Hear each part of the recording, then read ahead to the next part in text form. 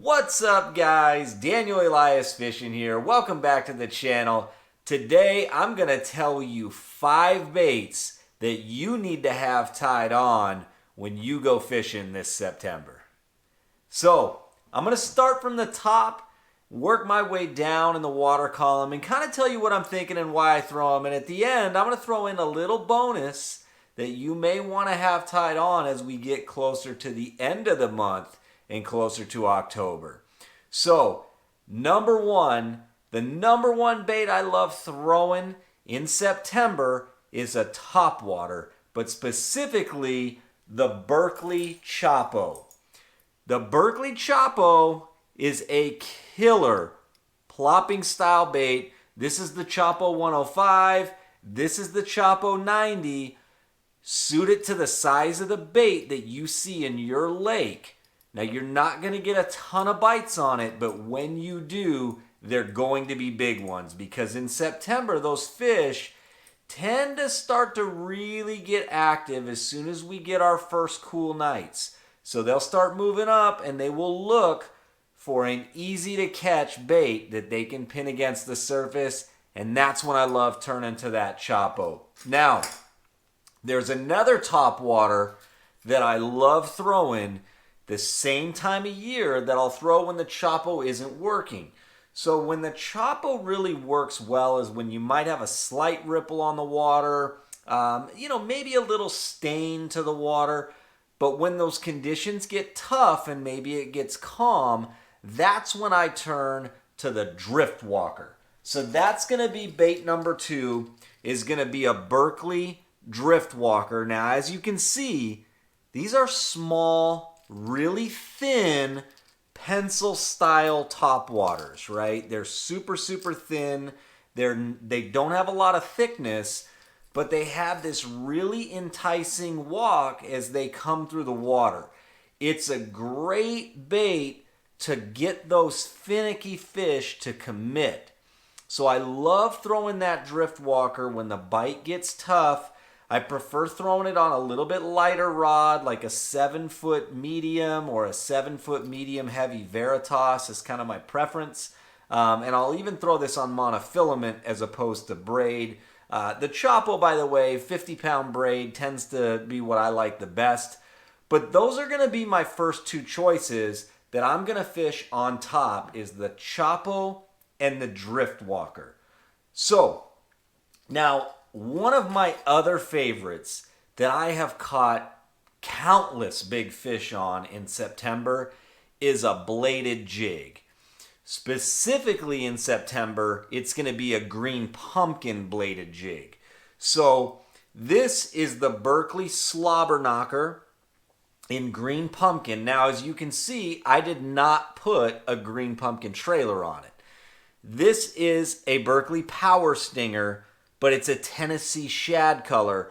So the reason why I do that in September is the bluegills tend to still be very active in the September months, just like they are in summer. And they get active shallow. The difference is in July and August, our bass tend to stay a little bit deeper. They don't come up and start feeding on bluegill. But in September, that starts to change. And you'll get bass that will move up shallow in the morning under low light conditions when it's windy or cloudy, and they will feed heavily on bluegills.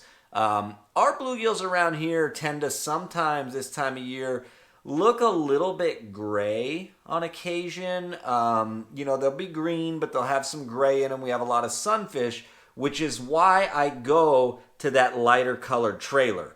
I do like full green pumpkin, but more so in the springtime. But the Berkeley Slobber Knocker is an absolute killer, and I've had incredible days fishing a bladed jig in September. So don't be afraid to tie that on. I really prefer this. There's a rod that I absolutely fell in love with throwing bladed jigs the last couple of years. It's an Abu Garcia winch model. It's a 7.5 medium heavy winch. It's designed for bladed jigs, and it is amazing. So you can give that a shot, but don't sleep on the bladed jig in September. Now, Working my way down in the water column, another one I really, really love throwing is a crankbait. Crankbaits work all summer long. That bite will stay into September, and you can actually catch some of your biggest fish on crankbaits in September. Now, as the month goes on, those fish will start to get a little bit shallower, a little bit shallower, a little bit shallower. So sometimes in early September, I'll throw a much deeper diving one than I will later in the month. But my favorite for this time of year is going to be a Berkeley dredger. So this is a 25-foot dredger, so I would say early in September, this is an excellent option. It gets down very, very deep. It gets down there quickly, makes a lot of noise and really calls them up. As you know, the month goes on, I'll move to a little shallower running model. This is a 17.5-foot model. I'll also throw the 14.5. That's HD bluegill, so you can kind of see the theme, right? I like the bluegill colored bladed jig. I also like the bluegill colored crankbait, especially as we get later into the summer and start getting into fall, where these crankbaits still can work really, really, really well. So this is another one that I would definitely tie on if you're getting out this month and looking to catch a big fish. Now, lastly, I want to cover the bottom.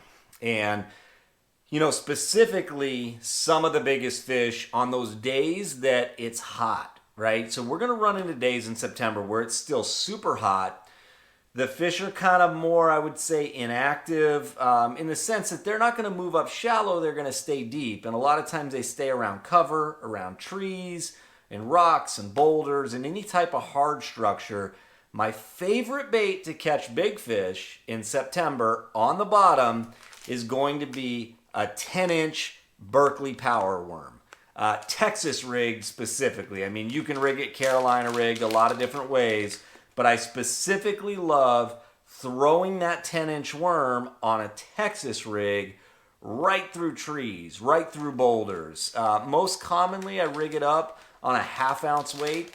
So a Texas rig with a half-ounce weight. I generally do not peg that weight either, and for a few reasons, and I guess I can talk about that real quick. But I don't like pegging a weight on really any Texas rig unless I absolutely have to.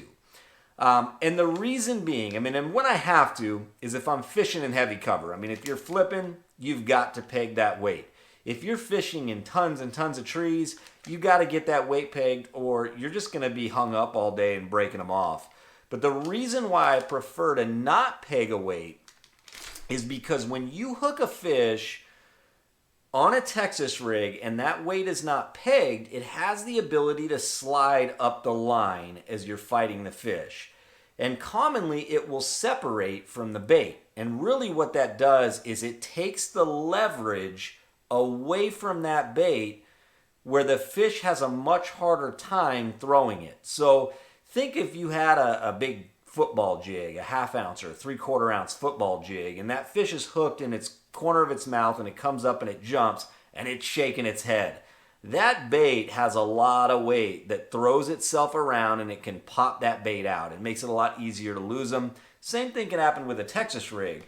But when that bait is not pegged, or when the weight is not pegged, it slides up the line. Now that may move, but the hook stays in there much more solid, so you'll lose far less fish if you can get away with not pegging it.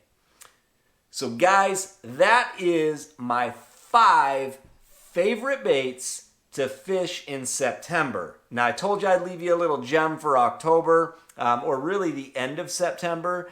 And it's kind of a bait that I've been playing around with for about a year. You're going to see it hit store shelves probably right around the end of September, maybe early October if we're lucky.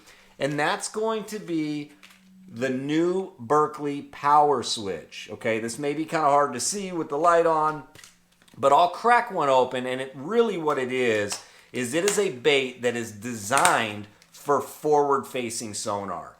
So this is one where you'll see those suspended fish out in front of the boat or directly below the boat. And I really like fishing it vertically, but it comes in a lot of cool colors. It's It's a bait that you can stroll or what they call mope with. You can fish it vertically like a jigging spoon. But when I see those fish starting to school up on shad below the boat, this is something that I have tied on, and I'll drop straight down onto those fish's heads in order to get them to bite. It has a really cool enticing action when you can bring them in and trigger those fish into biting that are directly below the boat. So I wouldn't maybe bust it out until you start seeing that, but towards the end of the month, you're going to see fish starting to school up on shad. And when you see that, that's a great bait to throw on them. So guys, I appreciate you tuning in and watching and liking and subscribing and leaving me comments. I'm going to do a few videos from my fishing shack here the next few weeks. I actually just had knee surgery, so I'm going to be off the boat for just a few weeks until I can get this thing healed up. But I'm still going to bring that content to you. And hopefully I'll drop some gems for you here on the next few videos. But like always, guys, hit that like button, that subscribe button, and I'm going to see you on the next one.